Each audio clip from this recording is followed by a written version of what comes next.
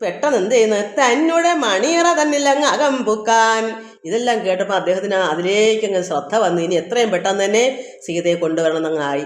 ഈ ശൂർപ്പണഖ പറഞ്ഞ് രാവണനെ അങ്ങ് മനസ്സ് മാറ്റി സീതയെ കെട്ടിയേ ഒക്കൊള്ളുന്നായി. അങ്ങനെ പെട്ടെന്ന് തന്നെ ഇദ്ദേഹം മണിയറയിലേക്ക് കയറിപ്പോയി. തന്നോട് മണിയറ തന്നെ അകം പൊക്കാൻ വന്നതിലേതും നിദ്ര ചിന്ത ഉണ്ടാകുമ്പോൾ അങ്ങനെ ചിന്തിച്ച് ഇനി എങ്ങനെയാ സീതയെ കൊണ്ടുവരാനുള്ള മാർഗം നോക്കി നമുക്ക് ഉറക്കം വന്നില്ല. രാത്രി മൊത്തവും ഉറക്കൊഴിയുക. കാരണം ചിന്ത വന്നാൽ പിന്നെ ഉറക്കം വരത്തില്ലല്ലോ. അത്രമാന സുന്ദരിയാണ്. ശ്രീരാമ ഭഗവാന്റെ സാമർഥ്യം മൊത്തം ഈ ദേവി കാരണമാണ്. ഭഗവാന്റെ ഉത്സംഗത്തിൽ തന്നെ കഴിയുന്നതുകൊണ്ടാണ് ഈ സാമർഥ്യം ആ രാമൻ ഉണ്ടാകുന്നത്. അത് എത്രയും പെട്ടെന്ന് രാവണൻ വിവാഹം കഴിച്ചു കൊണ്ടുവന്നാൽ, സീതയെ തട്ടിക്കൊണ്ടെങ്കിലും വന്നാൽ, മായ കൊണ്ടോ എങ്ങനെയും മോഹിപ്പിച്ചു കൊണ്ടുവന്നാൽ ജന്മസാഫല്യം ഈ ശ്രീരാമൻ്റെ ആ ഗുണം ഇവർ കാരണം ഉണ്ടാകും. അതെല്ലാം നിങ്ങൾക്ക് ഈ രാവണന് കിട്ടും. അതുകൊണ്ട് എത്രയും പെട്ടെന്നത് ചെയ്യണം എന്ന് പറഞ്ഞപ്പോൾ ഇദ്ദേഹത്തിന് രാത്രി മൊത്തം ചിന്തയായി. മണിയറയിൽ പോയിരുന്ന് ചിന്തിക്കുക, ഉറക്കം നിദ്ര വന്നില്ല. എത്രയും ചിത്രം ഓർത്തോളം ഇതം ഒരു മർത്യനാൽ 3 നാഴിക നേരം കൊണ്ട് ശക്തനാം നക്തഞ്ചരപ്രവരൻ ഖരൻ താനും യുദ്ധവൈദഗ്ധ്യം ഏറും സോദരരിവരും പത്തികൾ 14,000 മുടിഞ്ഞുപോൽ വ്യക്തം മനുഷ്യനല്ല രാമൻ എന്നത് നൂനം. ഇപ്പോൾ ഇത്രയും 14,000 പേരും 2 സഹോദരന്മാരും തൃശിരസം ഖരനും 3.25 നാഴി കൊണ്ട് ഇങ്ങനെ 14,000 പേരെയും വധിച്ചെങ്കിൽ എത്രയും അത്ഭുതമാണ്. ചിത്രം ഓർത്തോളം ഇതം മർത്യനല്ല. മർത്യനാൽ 3.25 നാഴി കൊണ്ട് ആർക്കും സംഭവിക്കുന്നൊരു കാര്യമല്ല, ഒരു മനുഷ്യനെ കൊണ്ട് പറ്റുന്ന കാര്യമേ അല്ല. അതുകൊണ്ട് രാവണൻ ചിന്തിച്ചു, ഇത് മനുഷ്യനല്ല, ഇത് സാക്ഷാൽ മഹാവിഷ്ണു നാരായണനാണെന്ന് ബോധ്യമായി. 3.25 നാഴി കൊണ്ട് 14,000 പേരെയും ഒറ്റയ്ക്ക് നിന്നിങ്ങനെ വധിക്കണമെങ്കിൽ ഇത് സാമർഥ്യം ചെറ്റൊന്നുമല്ല, ഇത് മനുഷ്യനല്ല എന്ന് രാവണൻ വിചാരിക്കുന്നു. യുദ്ധവൈദഗ്ധ്യം ഏറും സോദരരിരുവരും, ഈ യുദ്ധത്തിൻ്റെ വൈദഗ്ധ്യമുള്ള അത്ര കേമന്മാരാണ് ഈ സഹോദരന്മാരായ ഖരനും തൃശിരസും. അപ്പോൾ തൃശിരാക്കൾ അവർക്ക് ഇത്രയും സാമർഥ്യമുള്ളവരെ തോൽപ്പിക്കണമെങ്കിൽ ഒറ്റയ്ക്ക് നിന്ന് ശ്രീരാമൻ ഇങ്ങനെ പൊരുതണമെങ്കിൽ മനുഷ്യനല്ല എന്ന് മനസ്സിലായി. പത്തികൾ 14,000 മുടിഞ്ഞുപോലെ, ഈ 14,000 പേരും മരിച്ചു പോയെങ്കിൽ വ്യക്തം ഇത് തീർത്തും മനുഷ്യനല്ല രാമൻ എന്നത് നൂനം, ഇത് മനുഷ്യനല്ല. ഭക്തവത്സലനായ ഭഗവാൻ പത്മേക്ഷണൻ മുക്തിദാനേയമൂർത്തി മുകുന്ദൻ ഭക്തപ്രിയൻ ധാതാവ് മുന്നം പ്രാർത്ഥിച്ചോരു കാരണം ഇന്ന് ഭൂതലേ രഘുകുലേ മർത്യനായി പിറന്നു. ഇപ്പോൾ രാവണന് മനസ്സിലായി, ഭക്തവത്സലനായ ഭഗവാൻ പത്മേഷനായ ഭഗവാൻ നാരായണൻ മുക്തിദാനക മൂർത്തിയാണ്. മുക്തിദാനക മഹാവിഷ്ണു നാരായണനാണ്. മുകുന്ദൻ ഭക്തപ്രിയനാണ്. ധാതാവ് അതായത് ബ്രഹ്മാവ് മുന്നം പ്രാർത്ഥിച്ചൊരു കാരണം ഇന്ന്. മുൻപ് ബ്രഹ്മാവ് പോയി പ്രാർത്ഥിച്ചു, ഭൂമിയിൽ രാവണനെ വധിക്കാൻ വേണ്ടി ഭഗവാൻ അവതരിക്കണമെന്ന് പ്രാർത്ഥിച്ചതുകൊണ്ട് ആ കാരണം കൊണ്ട് ഭൂതലേ രഘുകുലേ, അതായത് അയോധ്യയിൽ ദശരഥ മഹാരാജാവിൻ്റെ മകനായിട്ട് മർത്യനായി പിറന്നിപ്പോൾ ഇത് രാവണന് മനസ്സിലായി. എന്നെ കൊല്ലുവാൻ ഒരുമ്പെട്ട് വന്നാനെങ്കിലോ ചെന്ന് വൈകുണ്ഠ രാജ്യം പരിപാലിക്കാമല്ലോ. അങ്ങനെ എന്നെ കൊല്ലാനായിട്ടാണ് ഇവിടെ വന്നെങ്കിൽ എനിക്ക് വൈകുണ്ഠ രാജ്യം കിട്ടുക. കാരണം ശ്രീരാമനാൽ വധിച്ചാൽ വൈകുണ്ഠത്തിൽ പോകാം, ഭഗവാൻ വധിച്ചാൽ അങ്ങനെയാണ്, അവിടെ പോയിരിക്കാം രാവണന്. അപ്പോൾ അതും ഭാഗ്യമാണല്ലോ എന്ന് ചിന്തിക്കുക.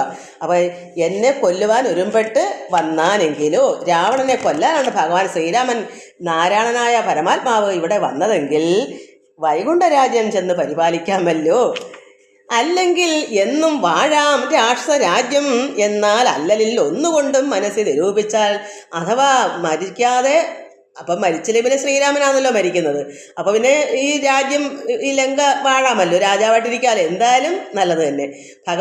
ശ്രീരാമനാൽ വധിച്ചാൽ അദ്ദേഹത്തിന് വൈകുണ്ഠം കിട്ടും.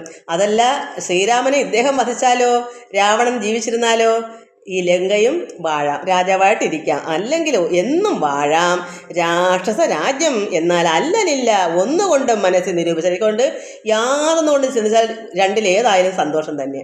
ഒന്നീ വൈകുണ്ഠം അല്ലെങ്കിൽ ഈ രാജ്യം. കല്യാണപ്രദനായ രാമനോട് ഏൽക്കുന്നതിൽ എല്ലാ ജാതിയും മടിക്കേണ്ട ഞാൻ ഒന്നുകൊണ്ടും. ഇത് രണ്ട് കാര്യം, എല്ലാ ജാതി വെച്ചാൽ ഈ രണ്ടിലും ഒന്നുകൊണ്ടും മടിക്കേണ്ട. ഒന്നിൽ ഏതായാലും മതി, നല്ലത് തന്നെയാണ്. വൈകുണ്ഠം കിട്ടിയാലും മതി, രാജ്യത്തിൽ രാജാവായിരുന്നാലും മതി.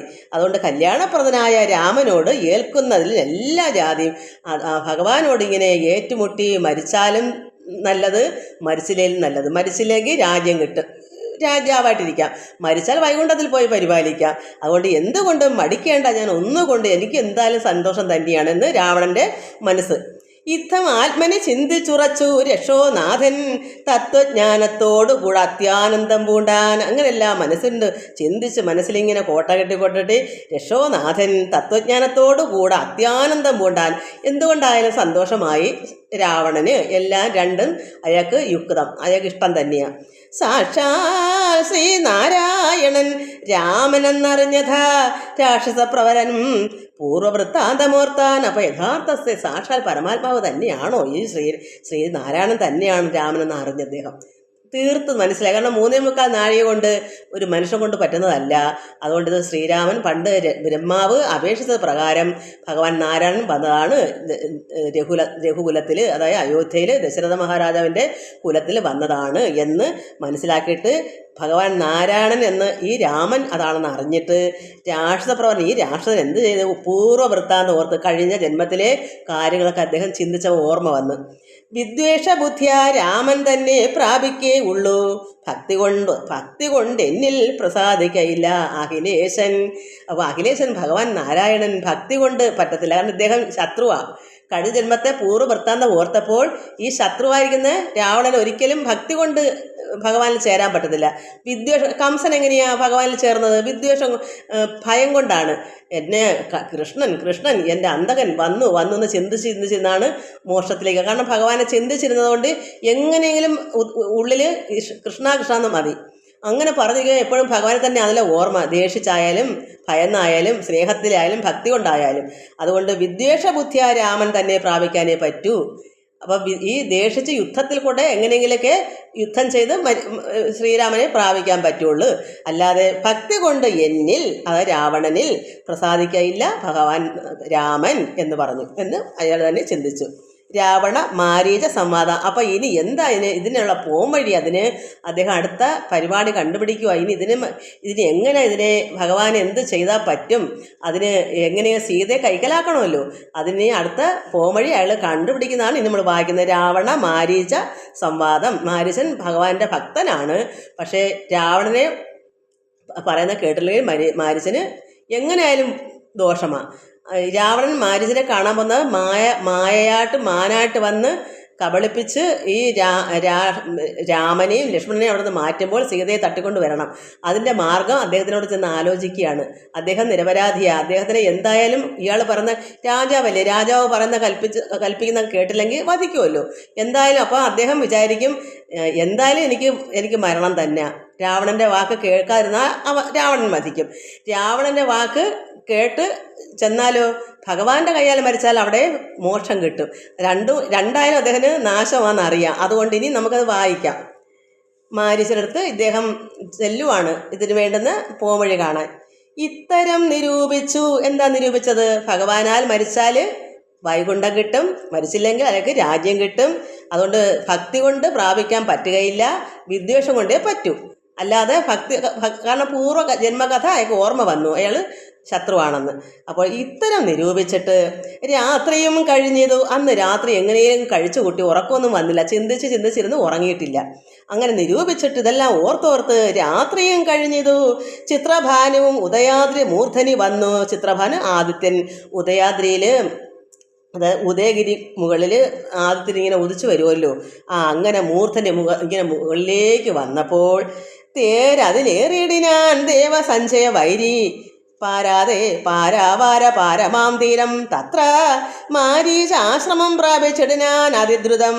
തേരിലേറിയിട്ട് ദേവസഞ്ചയ വൈരി ശത്രു, ദേവന്മാരുടെ സഞ്ചയം കൂട്ടം, ദേവന്മാരുടെ കൂട്ടം, അതാ ദേവന്മാരുടെ വൈരിയായ ഈ രാവണൻ തേരിൽ കയറി പാരാതെ പാരാവാര പാരമാം തീരം തത്ര മാരീചന്റെ ആശ്രമത്തിൽ പ്രാപിച്ചിടാൻ അതിദ്രുതം. പെട്ടെന്ന് തന്നെ രാത്രി ഉറക്കൊഴിഞ്ഞിട്ട് കിടന്നിട്ട് നേരം വെളുത്ത് ഉദയഗിരി മുകളിലേക്ക് ആദിത്യനിങ്ങനെ ഉദിച്ചു വന്നു. മൂർധനി മുകളിലേക്ക് വന്നപ്പോൾ തന്നെ ഇദ്ദേഹം രഥം എടുത്തുകൊണ്ട് അദ്ദേഹം മാരീചന്റെ ആശ്രമത്തിലേക്ക് പോവുകയാണ്.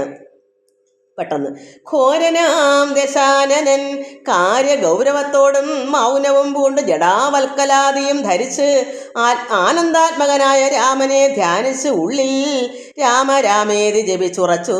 സമാധി പൂണ്ടാമോദത്തോടും അരുവീടുന്ന മാരീചനും. അപ്പം മാരീചനവിടെ ഭഗവാന്റെ ഭക്തനാ. മാരീചനവിടെ എങ്ങനെയാ ഇരിക്കുന്നത്? മാരീചാശ്രമത്തിലേക്ക് പ്രാപിച്ചിരുന്നാൻ അതിദ്രുതം. പെട്ടെന്ന് തന്നെ ഈ രാവണൻ ഘോരനാം ദശാനൻ കാര്യഗൗരവത്തോട് മാരീചന്റെ ആശ്രമത്തിൽ ചെന്നു. ഗൗരവത്തോടെന്ന് വെച്ചാൽ ഒരു രാജാവല്ലയോ, പെട്ടെന്ന് തന്നെ ഇതിൻ്റെ കാര്യം നിർവഹിക്കണ്ടേ, സീതയെ കൊണ്ടുവരണം.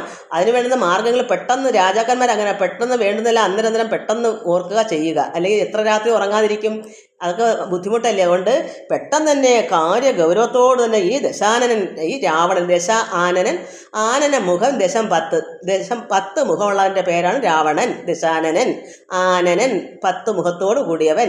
അങ്ങനെ പറയുമ്പോൾ നമ്മൾ മനസ്സിലാക്കണം രാവണനാണെന്ന്.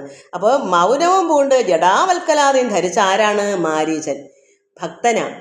അങ്ങനെ മൗനം മിണ്ടാതെ ഇങ്ങനെ മൗനിയായിട്ട് പൂണ്ട് ജടാവൽക്കലാദിയും ധരിച്ച് ആനന്ദാത്മകനായ, ആത്മാവിൽ ഇങ്ങനെ ആനന്ദം കൊണ്ടിരിക്കുന്ന രാമനെ അങ്ങനെ ധ്യാനിച്ചിരിക്കുക.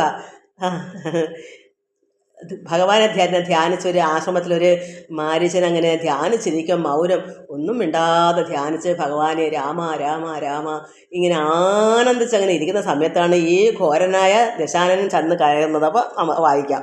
മൗനവും പൂണ്ടു ജടാവൽക്കലാദിയും ധരിച്ച് ആനന്ദാത്മകനായ രാമനെ ധ്യാനിച്ച് ഉള്ളിൽ രാമരാമേതി ജപിച്ചുറച്ചു. സമാധി പൂണ്ടാമോദത്തോടും അരുവിടുന്ന മാരീചനും. അങ്ങനെ സമാധിയിൽ ഇങ്ങനെ ധ്യാനിച്ച് മാരീചനിങ്ങനെ ധ്യാനിച്ച് രാമരാമ എന്നെല്ലാം പറഞ്ഞിങ്ങനെ ഇരിക്കുന്നു. ജപിച്ച് സമാധിയിൽ എല്ലാം ലയിച്ചിങ്ങനെ. സമാധി എന്ന് പറഞ്ഞാൽ രാമനിൽ തന്നെ ആത്മാരാമനായിരിക്കുന്നു. പരമാത്മാവായ ശ്രീരാമനിൽ തന്നെ ലയിച്ച് ആത്മാവിനെ രമിക്കുക എന്ന് പറഞ്ഞാൽ രാമനിൽ തന്നെ, ആ ഭഗവാനിൽ പരമാത്മാവാകുന്ന ആനന്ദ സ്വരൂപനിൽ തന്നെ ലയിച്ച് രമിച്ച് സമാധിയിൽ ഇങ്ങനെ ഇരിക്കുന്ന സമയത്താണ് ഈ ലൗകികാത്മന ഗൃഹത്തിങ്കൽ ആഗതനായ ലോകോപദ്രവകാരിയായ രാവണൻ തന്നെ കണ്ടു.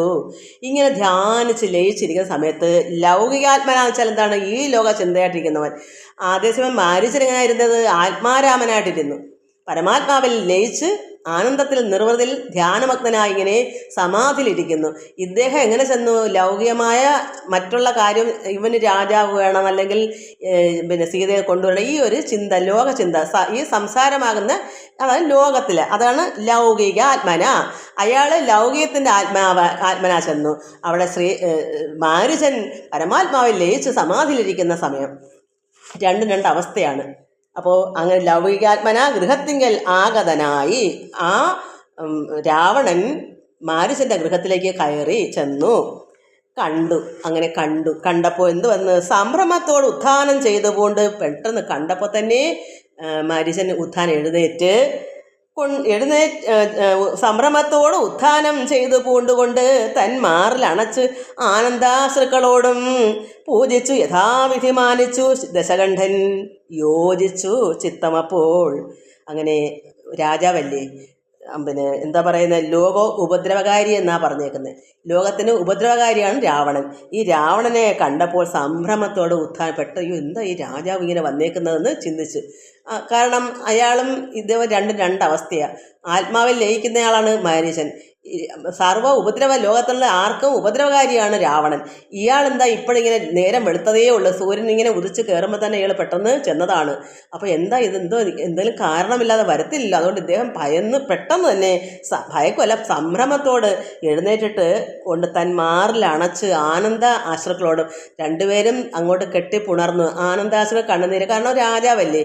അങ്ങനെ ആനന്ദ ആശ്രുക്കളോടും പൂജിച്ചു.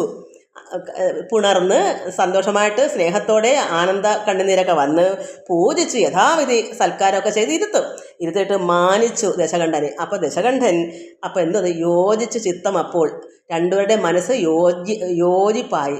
അവിടെ വൈരാഗ്യമില്ല. കാരണം വൈരാഗ്യമല്ല, ഇയാൾ ലൗകികമാണ്, ലോകം ഉപദ്രവകാരിയാണ്. എന്നാലും ആ സമയത്ത് ഈ മാരീചനും രണ്ടുപേരും തങ്ങളി ആലിംഗനം ചെയ്ത് ബാഷ്പം കണ്ണുനീരൊക്കെ വന്നു. അപ്പോഴെന്ത് വന്ന് പൂജിച്ച് യഥാവിധി സൽക്കരിച്ചു മാനിച്ചിട്ട് ദശകണ്ഠനും അപ്പോഴെന്തോന്ന് യോജിച്ച് രണ്ടുപേരും തങ്ങളിൽ ഒരു ചേർച്ചയുണ്ടായി.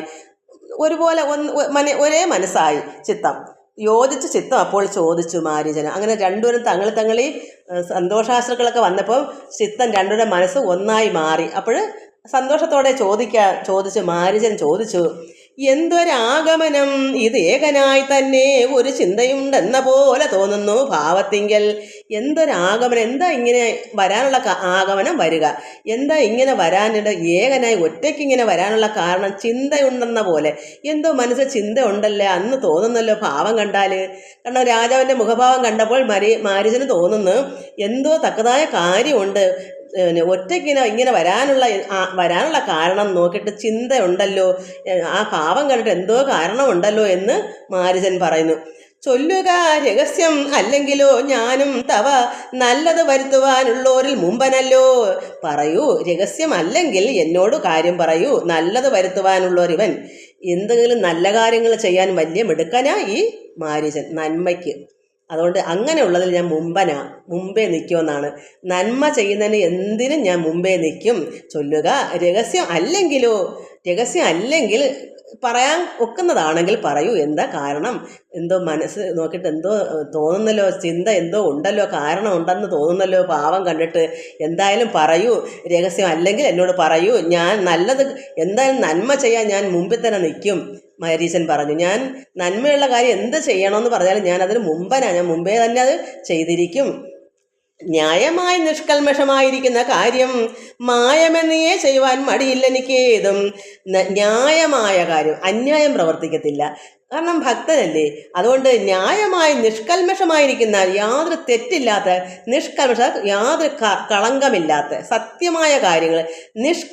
കൽമഷം എന്താ പറയുക, അഴുക്ക്, കറ, പിന്നെ തെറ്റുകൾ, വേണ്ടാത്ത കാര്യങ്ങൾ. അത് നിഷ്കൽമഷം എന്ന് വെച്ചാൽ എന്താ, ഒരു കറയും ഇല്ലാത്ത സത്യമായ കാര്യങ്ങൾ, ന്യായമായത്, അതാ നിഷ്കൽമഷം.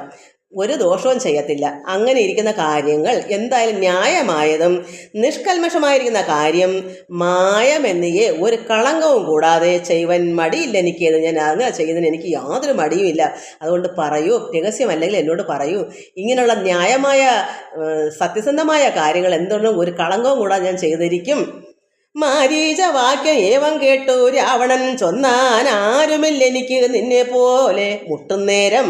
അതായത് ഈ വിഷമം വരുമ്പോൾ നിന്നെ പോലെ ആരുമില്ല എന്നെ സഹായിപ്പാൻ. മാരീച വാക്യം ഏവം കേട്ടപ്പോൾ ഞാൻ എന്തായാലും ന്യായമായ കാര്യങ്ങൾ എന്തായാലും ഒരു കളങ്കം കൂടെ ചെയ്യും എന്ന് പറഞ്ഞപ്പോൾ മാരീചൻ്റെ ഈ വാക്ക് കേട്ടപ്പോൾ രാവണൻ പറയുന്നു, ആരുമില്ല എനിക്ക് നിന്നെ പോലെ. സത്യസന്ധമായി എല്ലാം ചെയ്തു എന്ന് പറയാൻ നിന്നെപ്പോലെ എനിക്ക് ആരുമില്ല. മുട്ടുന്നേരം എനിക്ക് മനസ്സിന് എന്തെങ്കിലും കാര്യങ്ങൾ വേണമെന്ന് തോന്നുമ്പോൾ അത്രമാത്രം പ്രയാസപ്പെടുന്ന സമയത്ത് നിന്നെപ്പോലെ സഹായിക്കാൻ മറ്റാരും എനിക്കില്ല എന്ന് രാവണൻ മാരീചനോട് പറഞ്ഞു. അങ്ങനെ മുട്ടുന്നേരം സാകേതാധിപനായ രാജാവ് ദശരഥൻ ലോകൈകാധിപന്റെ പുത്രന്മാരായി ഉണ്ടുപോൽ രാമലക്ഷ്മണന്മാരെന്ന് ഇരുവരിത് കാലം. ഇവർ രണ്ടുപേര് ഇത് കാലം രാമലക്ഷ്മണന്മാരെന്നുള്ള രണ്ടുപേര് സഹോദരന്മാർ സാകേതാധിപനായ അയോധ്യ രാജാവായ ദശരഥ മഹാരാജാവിൻ്റെ മക്കളായ ലോകൈകാധിപനുടെ പുത്രന്മാരാണ്. ലോകൈകാധിപനായ രാജാവായ അയോധ്യ രാജാവിൻ്റെ ദശരഥ മഹാരാജാവിൻ്റെ മക്കളായ പുത്രന്മാർ ഉണ്ട്. അവർ രാമലക്ഷ്മണന്മാരെന്നിരുവരിത് കാലം. ഈ സമയത്ത് രാമലക്ഷ്മണന്മാർ ഇവിടെ രണ്ടുപേരുണ്ട്. അത് രാജാവായ ദശരഥ മഹാരാജാവിൻ്റെ പുത്രന്മാരാണ്. രാമലക്ഷ്മണന്മാരെന്നിരുവരിത് കാലം കോമളഗാത്രിയായോരങ്കനാരത്നത്തോടും ദണ്ഡകാരണ്യെ വന്നു വാഴുന്നിതവർ. ബലാലെന്നുടെ ഭഗനിതൻ നാസികാ ഭുജങ്ങളും കർണവും ഛേദിച്ച് അത് കേട്ടുടൻ ഖരാദികൾ ചെന്നിതു 14,000 അവരെയും നിന്നു താൻ ഏകനായിട്ട് എതിർത്തു രണത്തിങ്കൽ കൊന്നിത് 3.25 നാഴിക കൊണ്ട് രാമൻ തൽപ്രാണേശ്വരിയായ ജാനകി തന്നെ ഞാനും ഇപ്പോഴേ കൊണ്ടിങ്ങി പോന്നിടുവൻ അതിന് നീ ഹേമവർണ്ണം പൂണ്ടൊരു മാനായി ചെന്ന് അടവിയിൽ കാമിനിയായ സീത തന്നെ മോഹിപ്പിക്കണം. ഇതാണ് കാര്യം. മനസ്സിലായോ? എന്തെങ്കിലും പറഞ്ഞെങ്കിലേ മനസ്സിലാവുമെന്ന് എനിക്കറിയാം. അപ്പോൾ രാമലക്ഷ്മണന്മാരെന്ന ഇരുവര് ഈ 2 പേര് ഇത് കാലം കോമളഗാത്രിയായ അതായത് സുന്ദരിയായ സീതയോടൊപ്പം ഇവിടെ കൊണ്ട് ദണ്ഡകാരണ്യ ഈ കാനനത്തിൽ വന്നു വാഴുന്നു, താമസിക്കുന്നു. ബലാൽ എന്നോட ഭഗിനി തന്നെ, അതായത് ഈ ശൂർപ്പണഖ ഭഗിനി എന്ന് വെച്ചാൽ രാവണന്റെ സഹോദരിയെ ബലാൽ എന്ത് ചെയ്തു? ഭഗിനിയെ തൻ നാസികാ കുശങ്ങളും അവളുടെ നാസികയും മാറും പിന്നെ കർണവും ചെവിയും ഛേദിച്ച് അത് കേട്ടുടൻ ഛേദിച്ച് കളഞ്ഞ് അത് കേട്ടിട്ട് ഖരാദികൾ 2 സഹോദരന്മാർ ചെന്നിതു ഏറ്റുമുട്ടാൻ രാമനോട്. കാരണം സഹോദരന്റെ മൂക്കും നെഞ്ചും അതായത് മുലയും ചെവിയും എല്ലാം ഛേദിച്ചപ്പോൾ അത് മനസ്സിൽ അതെന്ന് പറഞ്ഞപ്പോൾ ഖരാദികൾ വെച്ചാൽ 2 സഹോദരന്മാർ തൃശ്ശിരാക്കളും ഈ ഖരനും ചെന്ന് എതിർത്തു. അപ്പോഴെന്ത് വന്നു? 14,000 അവരെയും നിന്ന് താൻ ഏകനായിട്ട് എതിർത്തു, ഒറ്റയ്ക്ക് നിന്ന് എതിർത്തു. ഈ രാമൻ എതിർത്തു രണത്തിങ്കൽ യുദ്ധത്തിങ്കൽ കൊന്നിതു 3.25 നാഴിക കൊണ്ട് രാമൻ. അപ്പോൾ 2 പേരും ലക്ഷ്മണനും രാമനും സീത ഈ ആരണ്യത്തിൽ കാനനത്തിൽ കഴിയുന്നു. അവർ ബലാൽ തന്നെ എൻ്റെ ഭഗിനിയെ എൻ്റെ സഹോദരിയുടെ അവയവങ്ങളെല്ലാം ചെത്തിക്കളഞ്ഞു. അങ്ങനെ 2 സഹോദരന്മാരും 14,000 പേരും എതിർക്കാൻ ചെന്നപ്പോൾ ഒറ്റയ്ക്ക് ഏകനായിട്ട് നിന്നുകൊണ്ട് രാമൻ പൊരുതി എല്ലാവരെയും വധിച്ചു. അത് 3.25 നാഴിക കൊണ്ട് രാമൻ തൽപ്രാണേശ്വരിയായ ജാനകി തന്നെ ഞാനും ഇപ്പോഴേ കൊണ്ടിങ്ങി പോന്നിടുവൻ അതിനു നീ. അപ്പോൾ അതിന് പകരം വീട്ടാൻ എനിക്ക് ജാനകിയെ വേണം, സീതയെ വേണം. അതിങ്ങ് കൊണ്ടുപോരുവാൻ അതിന് നീ ആര്? മാരീചൻ. നീ ഹേമവർണ്ണം സ്വർണ്ണവർണ്ണം പോട്ടൊരു മാനായി ചെന്ന് അടവിയിൽ, കാരണം ഈ വനത്തിൽ മാനിൻ്റെ വേഷം കൊണ്ട് സ്വർണ്ണമാനായിട്ട് നീ ചെല്ലണം. മാരീചന് മായ കാട്ടി ഇതൊക്കെ ചെയ്യാം, ഭക്തനാണ്. അപ്പോൾ അതുകൊണ്ട് നീ സ്വർണ്ണമാനായി ചെന്ന് അടവിയിൽ കാമിനിയായ സീത തന്നെ മോഹിപ്പിക്കണം. ഇവൻ്റെ കാമിനിയായിട്ട് അവൻ വെച്ച. കാരണം ശൂർപ്പണഖ പറഞ്ഞ് ഈ സീതയെ നിനക്ക് ചേരും, നിനക്ക് കൊള്ളാം, നിനക്ക് എല്ലാ ജന്മസാഫല്യം ഉണ്ടാവും, എത്രയും പെട്ടെന്ന് നീ കൊണ്ടുപോരണം, മോഹിപ്പിച്ച് കൊണ്ടുപോരണം. ഇത് ഈ ശ്രീരാമൻ്റെ ഈ എന്താ പറയുക, ഇത്രയും സാമർഥ്യമെല്ലാം ദേവിയുടെ ഈ സീതയുടെ അടുക്കലുള്ള വാസം കൊണ്ടാണ്. ശ്രീരാമൻ്റെ ഉത്സംഗയെ ഇരിക്കുന്നത് കൊണ്ടാണ് ദേവിയുടെ സാമർഥ്യം അത്ര ശുദ്ധമാണ്. അതുകൊണ്ടാണ് ശ്രീരാമൻ ഇത്ര സാമർഥ്യം ഉണ്ടായത്. ഇത്രയും 3.25 നാഴിക ഈ യുദ്ധത്തിൽ ജയിക്കാൻ കാരണങ്ങളെല്ലാം ആ സീതയുടെ ഗുണം കൊണ്ടാണെന്നെല്ലാം പറഞ്ഞപ്പോൾ ഇവന് അതെല്ലാം മനസ്സിലാക്കി എങ്ങനെ സീതയെ കൊണ്ടുപോരണം. അതിന് അടവിയിൽ ഈ കാനനത്തിൽ ഒരു സ്വർണ്ണമാനായി മാരീചൻ ചെന്ന് മോഹിപ്പിക്കണം. മാനിനെ മോഹിക്കുമ്പം മാനിനെ പിടിക്കാൻ ലക്ഷ്മണനെ പറഞ്ഞു വിടും. അതുകൊണ്ട് സ്വർണ്ണവർണ്ണം പോണ്ടൊരു മാനായി ചെന്ന അടവിയിൽ കാമിനിയായ സീത തന്നെ മോഹിപ്പിക്കണം. രാമലക്ഷ്മണന്മാരെ അകറ്റി ദൂരത്താക്കൂ വാമഗാത്രിയെ അപ്പോൾ കൊണ്ട് ഞാൻ പോന്നിടുവൻ. അപ്പം ലക്ഷ്മണന്മാരെ അകറ്റണം, ദൂരെ മാറ്റി നിർത്തണം. എന്തിനാ? സീത ഒറ്റയ്ക്കാവുമ്പോൾ സീതയെ തട്ടിക്കൊണ്ട് പോരണം അവൻ്റെ മായയാൽ. അപ്പം സ്വർണ്ണമാനിനെ കണ്ട് മോഹിപ്പിക്കുമ്പം ശ്രീരാമൻ ലക്ഷ്മണനൊക്കെ ഇങ്ങനെ ഈ മോഹം വരുമ്പം സീത പിടിച്ചുകൊണ്ട് പോകാന്നൊക്കെ പറയുമ്പോൾ ഓരോരുത്തരായി ഇറങ്ങി പോകുമല്ലോ. ആ സമയം തക്ക നോക്കി ഇവന് കൊണ്ടുവരണം ഈ രാവണന്. അതുകൊണ്ട് രാമലക്ഷ്മണന്മാരെ അകറ്റി ദൂരത്താക്കൂ വാമഗാത്രിയെ അപ്പോൾ കൊണ്ടു ഞാൻ പോന്നിടുവൻ. നീ മമ സഹായമായിരിക്കിൽ മനോരഥം മാമകം സാധിച്ചിടുമില്ല സംശയമേത്. നീ അതായത് മാരീചൻ എൻ്റെ സഹായമായിരിക്കിൽ, എനിക്ക് നീ സഹായം ചെയ്തു തന്നാൽ ഇങ്ങനെ ഈ ദൂരത്തേക്ക് മാറ്റി നിർത്തണം ഈ 2 സഹോദരങ്ങളെ, രാമനെ ലക്ഷ്മണനെ. പിന്നെ ബാക്കി കാര്യം രാവണനേറ്റുള്ളൂ. സീതയെ കൊണ്ട് നീ പോരുന്നാൽ മതിയല്ലേ മായയായിട്ട്. അപ്പോൾ എൻ്റെ ഈ മനോരഥം എന്നെ നീ ഇങ്ങനെ സഹായിച്ചാൽ എൻ്റെ മനോരഥം മാമകം ഇത് എനിക്ക് സാധിച്ചിടും, ഒരു സംശയവുമില്ല, എനിക്കിത് സാധ്യമാകും. നീ ദൂരെ മാറ്റി നിർത്തിയാൽ മതി രാമനെയും ലക്ഷ്മണനെയും, അപ്പോഴെനിക്ക് സാധിക്കാം സീതയെ കൊണ്ടുപോരാൻ. പങ്ക്തി കന്ധര വാക്യം കേട്ടു മാരീചൻ ഉള്ളിൽ ചിന്തിച്ചു. ഭയത്തോട് ഈ വണ്ണം ഉര ചെയ്താൻ. ഇങ്ങനെ പങ്ക്തി കന്ധര ഈ രാവണന്റെ വാക്ക് കേട്ടപ്പോൾ മാരീചന്റെ ഉള്ളിൽ ചിന്തിച്ചു. ഭയത്തോട് പറയുന്നു. അദ്ദേഹത്തിന് ഭയമായി. ഇത് വല്ലാത്തൊരു കാര്യമല്ലേ ഇദ്ദേഹം പറഞ്ഞ കാര്യം. രാജാവാണെങ്കിൽ ആയതുകൊണ്ട് ഭയക്കും, ചെയ്യാൻ പറ്റിയില്ലെങ്കിൽ വധിക്കും. അങ്ങനെ രാജാവിൻ്റെ കൽപ്പന പാലിച്ചില്ലെങ്കിൽ അങ്ങനെയാണ്. അതുകൊണ്ട് ഈ പങ്ക്തി കന്ധര വാക്യം, രാവണ വാക്യം കേട്ട് മാരീചൻ്റെ ഉള്ളിൽ ചിന്തിച്ചു. അങ്ങനെ ചിന്തിക്കുക, എന്താ ഇതിൻ്റെ മാർഗം? ഭയത്തോടും പറയുക, ഈ വണ്ണം ഉര ചെയ്യുന്നു. എന്താ പറയുന്നത്? ആരുപദേശിച്ചത് മൂലനാശനമായ കാര്യം? ആരാ ഇങ്ങനെ ഉപദേശിച്ചത്? ഈ മൂലനാശനമായ കാര്യം, ഇത് മൂലം നശിക്കും, നമ്മുടെ ഉന്മൂലം നശിക്കുന്നൊരു കാര്യമായി. ഈ കാര്യം നിന്നോട് അവൻ നിന്റെ ശത്രുവല്ലോ. ഇത് നിന്റെ ശത്രു, അതായത് രാവണൻ്റെ ശത്രുവല്ലയോ? മാരീചനറിയാം രാവണൻ്റെ ശത്രുവാണ് രാമനെന്ന്. അതുകൊണ്ട് ഈ കാര്യം ആരാ ഇങ്ങനെ ഉപദേശിച്ചത്? ഈ മൂലനാശനമായ കാര്യം നിന്നോട് അവൻ നിന്റെ ശത്രുവല്ലോ. നിന്നോട് നാശം വരുത്തിടുവാൻ അവസരം തന്നെ പാർത്തിരിപ്പൊരു ശത്രുവാകുന്നതവൻ. നിന്നെ എന്താ പറയുക, നാശം, നിന്നെ നശിപ്പിക്കാൻ, എങ്ങനെയും വധിക്കാൻ വേണ്ടി സമയം പാർത്തിരിക്കുക രാമൻ. ശത്രുവായിട്ടിരിക്കുന്നതാണ് അവൻ. നല്ലത് നിനക്ക് ഞാൻ ചൊല്ലുവൻ കേൾക്കുന്നാകിൽ നല്ലതല്ലേതും നിനക്ക് ഈ തൊഴിൽ അറിയ നീ. നല്ലത് ഞാൻ പറയാം. മാരുതൻ പറഞ്ഞു, നല്ലത് നിനക്ക് ഞാൻ ചൊല്ലുവൻ രാവണ, ഞാൻ നിനക്ക് നല്ലത് പറഞ്ഞുതരാം, നീ കേൾക്കുന്നെങ്കിൽ. നല്ലതല്ല ഇത്, നിനക്ക് ഈ തൊഴിൽ അറിയണം, ഈ തൊഴിൽ നല്ലതല്ല നിനക്ക്. ഇത് ഞാൻ നിനക്ക് മനസ്സുണ്ടെങ്കിൽ കേൾക്കൂ. നല്ലത് നിനക്ക് ഞാൻ ചൊല്ലുവൻ കേൾക്കുന്നാകിൽ, നീ ഞാൻ പറഞ്ഞ വാക്ക് കേൾക്കുന്നെങ്കിൽ നല്ലതല്ല ഇത്. അതുകൊണ്ട് നിനക്ക് നല്ലതല്ല. അതുകൊണ്ട് ഈ തൊഴിൽ നീ മാറ്റൂ. ഇത് ശരിയല്ല നിനക്ക്, ഇത് ഉന്മൂലനാശം വരുത്തുന്നതാണ്. രാമചന്ദ്രൻ ഉള്ള ഭീതി കൊണ്ട് അകതാരിൽ മാമകേ രാജരത്ന രമണീ രഥാദികൾ കേൾക്കുമ്പോൾ അതിഭീതനായുള്ള ഞാനോ നിത്യം രാക്ഷസവംശം പരിപാലിച്ചു കൊള്ളുക നീയും. അതുകൊണ്ട് രാമചന്ദ്രനിലുള്ള ഭീതി കൊണ്ട് അകതാരിൽ മാമകേ രാജരത്ന രമണീ രഥാദികൾ കേൾക്കുമ്പോൾ അതിഭീതനായുള്ള ഞാനോ.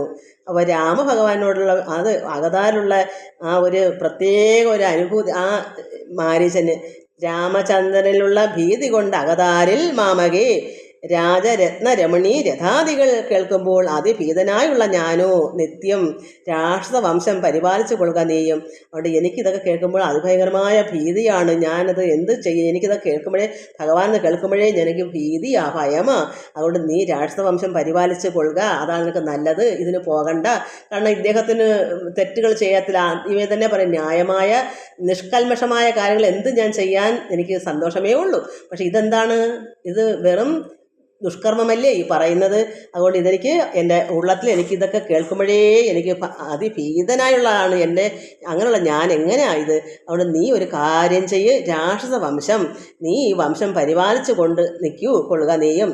ശ്രീനാരായണൻ പരമാത്മാവ് തന്നെ രാമൻ, ഞാൻ അതിൻ പരമാർത്ഥമറിഞ്ഞേൻ കേൾക്ക നീയും. നീ കേൾക്കൂ, ഭഗവാൻ ശ്രീനാരായണൻ പരമാത്മാവാണ്. ആ ഭഗവാനാണ് ഈ രാമൻ. ഞാൻ അതിൻ പരമാർത്ഥം അറിഞ്ഞേൻ കേൾക്ക നീ. ഞാൻ ഇതിൻ്റെ പരമാർത്ഥം നേരത്തെ അറിഞ്ഞിരിക്കുന്നു, അത് നീ കേൾക്കൂ, പറയാം. നാരദാദികൾ മുനിശ്രേഷ്ഠന്മാർ പറഞ്ഞു പണ്ട് ഓരോരോ വൃത്താന്തങ്ങൾ കേട്ടൻ പൗലസ്ത്യ പ്രഭു എന്ന് പറഞ്ഞ രാവണ, ഞാൻ നാരദാദികളായ മുനിശ്രേഷ്ഠന്മാർ പറഞ്ഞ വാക്കുകൾ പണ്ട് ഓരോരോ വൃത്താന്തങ്ങളെല്ലാം ഞാൻ കേട്ടേൻ. അങ്ങനെ രാവണ, ഞാനിത് ഇത് ശ്രീരാമൻ ഭഗവാൻ നാരായണനാണ്. ഞാൻ ഇതിൻ്റെ പല പല കാര്യങ്ങളും നേരത്തെ തന്നെ നാരദ മഹാമുനികളൊക്കെ പറഞ്ഞതൊക്കെ ഞാനിത് കേട്ടിട്ടുണ്ട്. പത്മസംഭവൻ മുന്നം പ്രാർത്ഥിച്ച കാലം നാഥൻ പത്മലോചനൻ അരുൾ ചെയ്തതു വാത്സല്യത്താൽ. പത്മസംഭവൻ ബ്രഹ്മാവ്, പത്മത്തിൽ ഉത്ഭവിച്ചവൻ പത്മസംഭവൻ മുന്നം ഭഗവാൻ നാരായണനോട് പ്രാർത്ഥിച്ച കാലം ഭഗവാൻ നാഥൻ പത്മലോചനൻ അരുൾ ചെയ്തത്. പത്മലോചനാരാ? നാരായണൻ. പത്മസംഭവനാരാ? ബ്രഹ്മാവ്. അപ്പോൾ പത്മസംഭവൻ പണ്ട് പ്രാർത്ഥിച്ച കാലം ഭഗവാൻ നാഥൻ, അത് നാരായണൻ പത്മലോചനൻ അരുൾ ചെയ്തത് വാത്സല്യത്താൽ സ്നേഹത്തോടുകൂടി പറഞ്ഞു. എന്തു ഞാൻ വേണ്ടുന്നത് ചൊല്ലുകെന്ന് അത് കേട്ട് ചിന്തിച്ച് വിധാതാവും അർത്ഥിച്ചു. ദയാനിധി, അന്നിങ്ങനെ ബ്രഹ്മാവും എല്ലാവരും പോയി കരഞ്ഞ് പ്രാർത്ഥിച്ചപ്പോൾ, ഭൂമിദേവി എല്ലാം ചെന്ന് പറഞ്ഞ് പ്രാർത്ഥിച്ചപ്പോൾ എന്താ ഞാൻ ചെയ്യേണ്ടതെന്ന് ഭഗവാൻ നാരായണൻ ചോദിച്ചു. അപ്പം ചിന്തിച്ചു വിധാതാവ്, അർത്ഥിച്ചു ദയാനിധേ.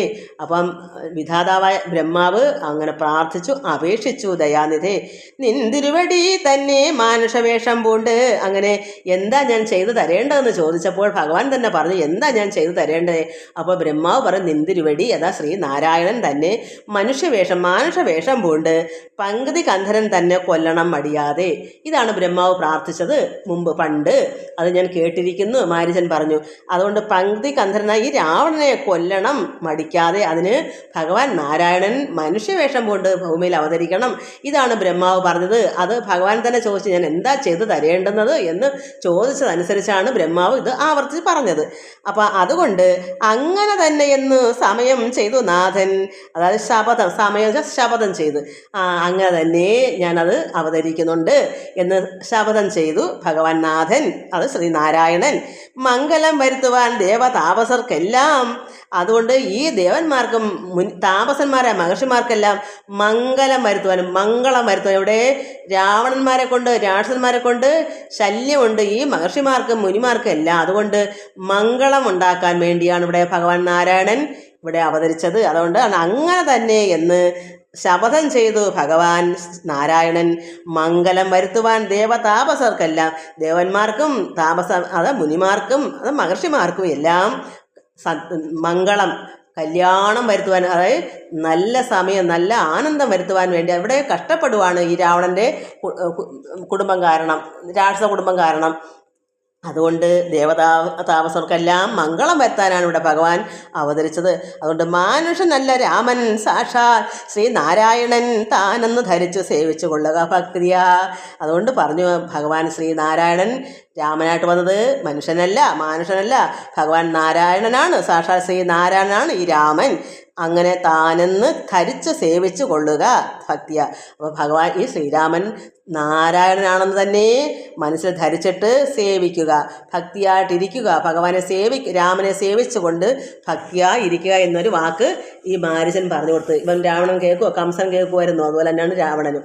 അങ്ങനെ പോയാലും പുരമ്പുക്ക് സുഖിച്ചു വസിക്ക നീ മാനുഷൻ തന്നെ സേവിച്ചു കൊള്ളുക നിത്യം. അതുകൊണ്ട് നീ സമയം പോയി. അങ്ങനെ പോയാലും തിരിച്ചു പോകൂ. മാരീചൻ പറഞ്ഞു, സുഖിച്ച് ചെന്നവിടെ വസിക്കൂ, നീ രാജ്യം പാലിക്കൂ, രാക്ഷസ കുലമൊക്കെ എന്നിട്ട് ശ്രീരാമനെ ഭജിച്ച് സേവിച്ച് വാഴുക. മാനുഷനാണ് ഭഗവാൻ ശ്രീരാമൻ. ആ ശ്രീരാമനെ തന്നെ സേവിച്ചു കൊള്ളുക നിത്യം. എത്രയും പരമകാരുണികൻ ജഗന്നാഥൻ ഭക്തവത്സലൻ ഭജനീയ ഈശ്വരൻ നാഥൻ. മാരീചൻ പറഞ്ഞത് കേട്ടു രാവണൻ ചൊന്നാൻ, നേരത്രേ പറഞ്ഞതു നിർമ്മലനല്ലോ ഭവാൻ. ശ്രീനാരായണ സ്വാമി പരമാത്മാ താൻ അരവിന്ദോദ്ഭവൻ തന്നോട് സത്യം ചെയ്തു മർത്യനായി പിറന്നെന്നെ കൊല്ലുവാൻ ഭാവിച്ചത് സത്യസങ്കൽപ്പനായ ഭഗവാൻ താനെങ്കിലോ പിന്നെ അവണ്ണം അല്ലെന്നാക്കുവാൻ ആളാരടോ. അങ്ങനെ എന്നെ കൊല്ലുവാനായിട്ട് വന്നെങ്കിൽ അതിനെ മാറ്റാൻ പറ്റത്തില്ലല്ലോ, അതിനാരെക്കൊണ്ട് സാധ്യമല്ലല്ലോ എന്ന് ഇദ്ദേഹം പറഞ്ഞു. നമുക്കിത് ഒന്നുകൂടെ മനസ്സിലാക്കി അടുത്ത പ്രാവശ്യം അങ്ങനെ ഒത്തിരി സമയം അങ്ങ് പോയി. 36 മിനിറ്റ് ഞാൻ ഓർത്തില്ല മക്കളെ. എല്ലാവർക്കും നമസ്കാരം. ഇത് നമുക്ക് അടുത്ത പ്രാവശ്യം ചേർത്ത് വായിക്കുമ്പം അത് ഞാൻ പറഞ്ഞുതരാം. എല്ലാവർക്കും നമസ്കാരം. മക്കൾക്ക് മനസ്സിലാവുന്നുണ്ടോ? ഇതൊക്കെ ഭക്തി ഉണ്ടാവുന്നുണ്ടോ? ഈശ്വരനിൽ ഭജിക്കുക, ധ്യാനിക്കുക, എപ്പോഴും പരമാത്മാവിൽ ലയിക്കുക, ആ അമൃതം ഉണ്ണുക. അതാണ് നമുക്ക് വയറ് നിറയാനുള്ളത്. നമ്മുടെ ആ ഈശ്വരകൃപ നമ്മളിലേക്ക് ഒഴുകി വരുമ്പോൾ നമുക്ക് സർവാംഗം വികസിച്ച് ആനന്ദാനുഭൂതി ഉണ്ടാവും. അപ്പോൾ നമുക്ക് രോഗങ്ങളൊക്കെ ഉണ്ടെങ്കിൽ അതും മാറും. എല്ലാം കൊണ്ടും നന്മയായിരിക്കും, വിഷമങ്ങളൊന്നും ഉണ്ടാവത്തില്ല. എപ്പോഴും ഈശ്വരനെ ആരാധിക്കുക, ഈശ്വരന് വേണ്ടി നമുക്ക് പ്രാർത്ഥിക്കാം. എല്ലാവർക്കും ഈശ്വരകൃപ ഉണ്ടാകണമെന്ന്. അപ്പോൾ ഈശ്വരൻ എല്ലാവരെയും നന്നായി സ്നേഹിക്കുകയും ഭഗവാന്റെ കൃപ ഉണ്ടാകുകയും ചെയ്യും. ഭക്തർക്ക് കൂട്ടട്ടെ മറ്റു കാര്യങ്ങളല്ല. അതുകൊണ്ട് ഒരു ഭക്തനാവുക, ഒരു ഭക്തയാവുക, ഒരു ഭക്തനാവുക. എല്ലാവർക്കും നമസ്കാരം. ഹരി ഓം, ഹരി ഓം, ഹരി ഓം.